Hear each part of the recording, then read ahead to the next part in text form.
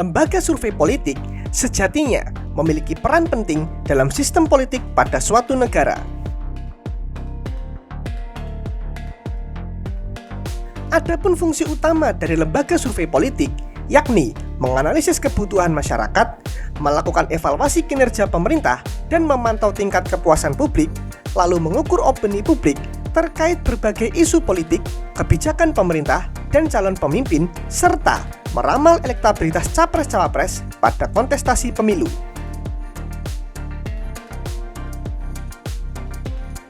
Namun hal yang perlu diingat bahwa lembaga survei politik harus mengikuti metodologi yang kuat dan etika penelitian yang ketat agar hasil survei yang dihasilkan dapat diandalkan dan akurat. Hasil survei yang tidak valid atau bersifat bias dapat menyebabkan kesalahpahaman dalam memahami opini publik dan mengganggu proses demokrasi. Namun dalam konteks sekarang ini, tidak sedikit masyarakat yang mempertanyakan kredibilitas dari lembaga survei politik itu sendiri. Utamanya, yakni soal meramal elektabilitas para aktor politik yang akan bertarung pada kontestasi pemilu di 2024 mendatang.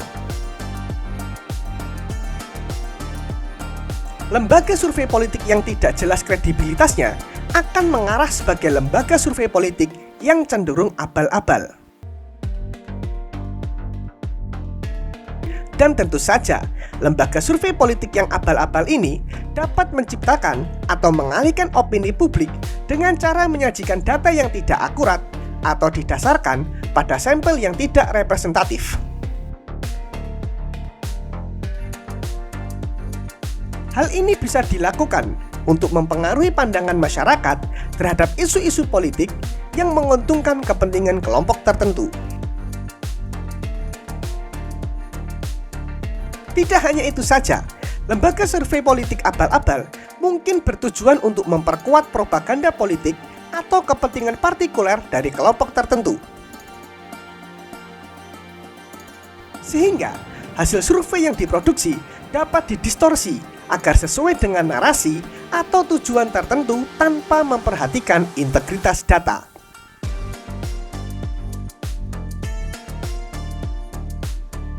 Dan yang terakhir, lembaga survei politik yang tidak kredibel ini dapat digunakan untuk menciptakan citra positif palsu terhadap calon pemimpin atau partai politik tertentu. Hal ini bertujuan untuk mempengaruhi persepsi publik tentang calon atau partai politik tersebut dan meningkatkan peluang kemenangan dalam pemilihan.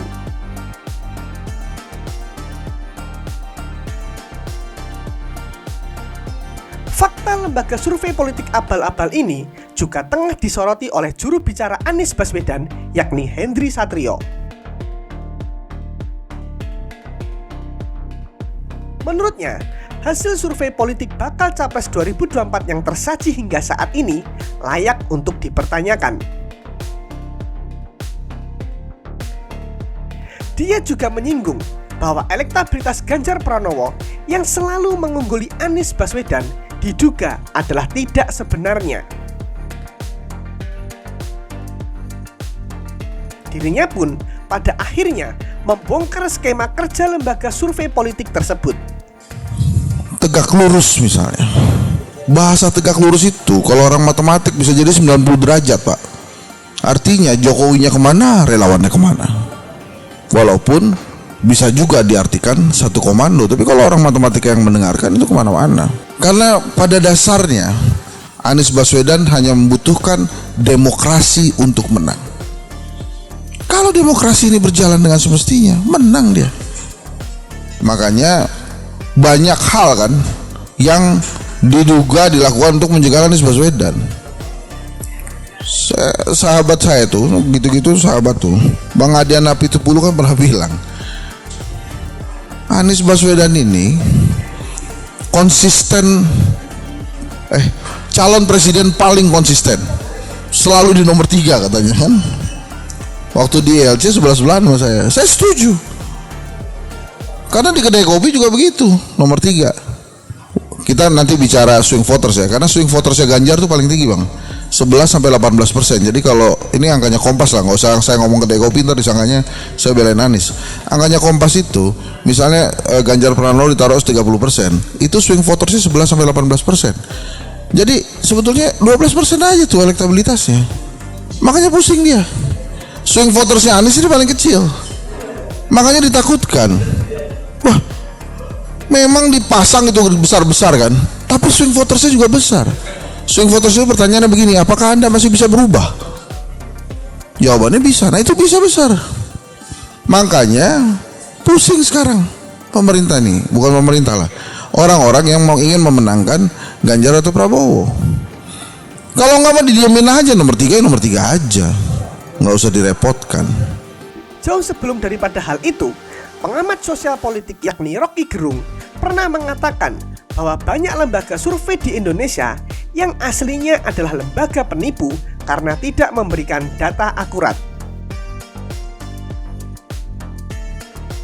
Dalam sebuah video yang sempat viral di media sosial, dirinya sempat berkata bahwa semua lembaga survei yang ada sekarang ini adalah urusannya tipu-menipu, saling nitip kuesioner, karena itu mirip-mirip saja.